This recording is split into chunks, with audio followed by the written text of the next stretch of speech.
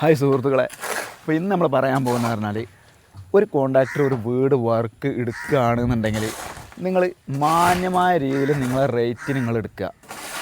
അത് നിങ്ങൾ പാർട്ടിക്കാരനോട് പറയുക, അല്ലെങ്കിൽ പാർട്ടിക്കാരനും കൊടുക്കുമ്പോൾ അവർ ഒരു ഏകദേശം റേറ്റ് പറയും.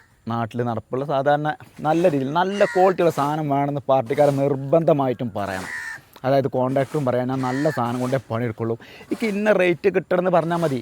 നല്ലത് ചെയ്ത് കഴിഞ്ഞാൽ നിങ്ങൾക്ക് വർക്ക് ഉണ്ടാവും.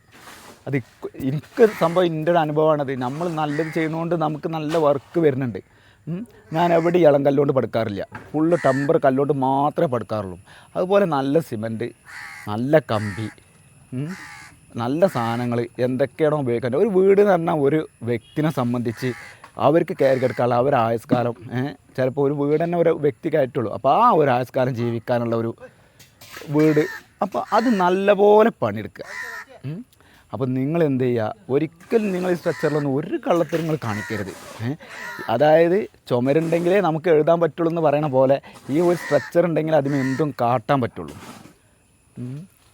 അപ്പോൾ എന്ത് ചെയ്യുക, ഒരു പാവങ്ങളായാലും പണക്കാരായാലും ഒരു വീട് അത് അവരുടെ ഒരു സ്വപ്നം. വെറുതെ കയറ്റുണ്ടാക്കലായാലും നമ്മൾ നല്ല രീതിയിൽ വർക്ക് ചെയ്ത് കൊടുക്കുക എന്നുള്ളതാണ് എന്നെ സംബന്ധിച്ച് പറയാനുള്ളത്.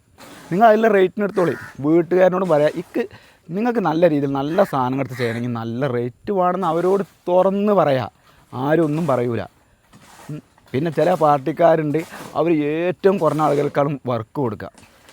അതിൽ കാര്യമില്ല. നിങ്ങൾ പറയാം, നല്ല സാധനം എടുത്തിട്ട് വീടല്ലേ കയറ്റണത്, നിങ്ങൾക്ക് താമസിക്കാനുള്ളതാണ്. അതുപോലെ കോൺട്രാക്ടർമാരും ചിന്തിക്കുക, ഒരു വീടാണ് പണിയെടുത്തത്, അവർക്ക് താമസിക്കാനുള്ള നല്ല റേറ്റിന് നല്ല സാധനം വെച്ച് നല്ല പോലെ പണിയെടുത്ത് കൊടുക്കുക. അപ്പോൾ എല്ലാവരും ഒരു വീട് എന്ന സ്വപ്നം എല്ലാവർക്കും പൂവണിയട്ടെ എന്ന് നമ്മൾ ആശംസിക്കുകയാണ്.